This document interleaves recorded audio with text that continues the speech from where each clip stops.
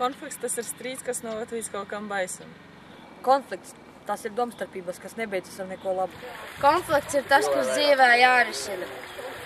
Konflikts ir nesaskaņas starp diviem cilvēkiem. Konflikts citreiz ir starp laulātajiem, citreiz starp skolēniem un citreiz starp citiem cilvēkiem. Konflikts ir strīdi un kaušanās. Konflikts.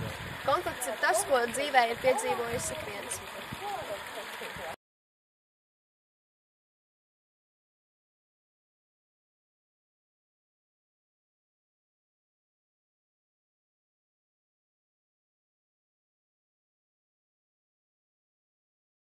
Mani sauc Annija.